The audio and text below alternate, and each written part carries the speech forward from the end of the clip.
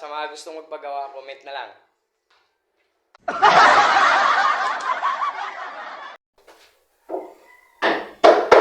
Okay, so, ginagawa namin.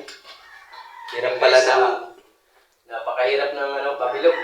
Design na pabilog, oh. Lalo na kapag kukulamber ay good lumber. Kahoy. Ilibig daw na din siya dahil. Yan o, pabilog. Uy, hindi nakikita masyado.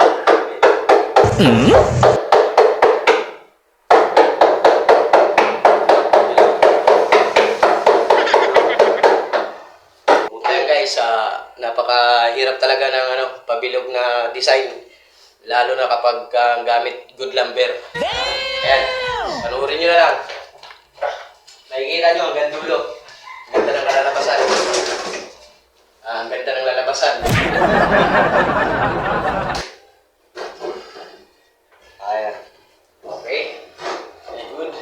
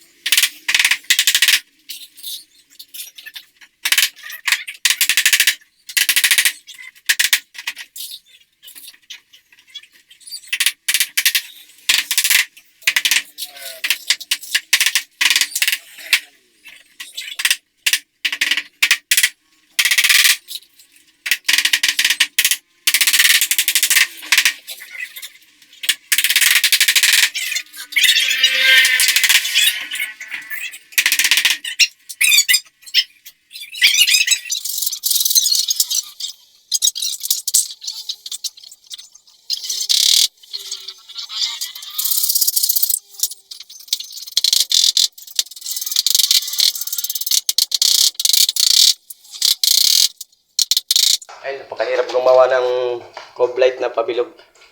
Lalo na kapag ang gamit natin ay good lumber. Ayan, kahoy.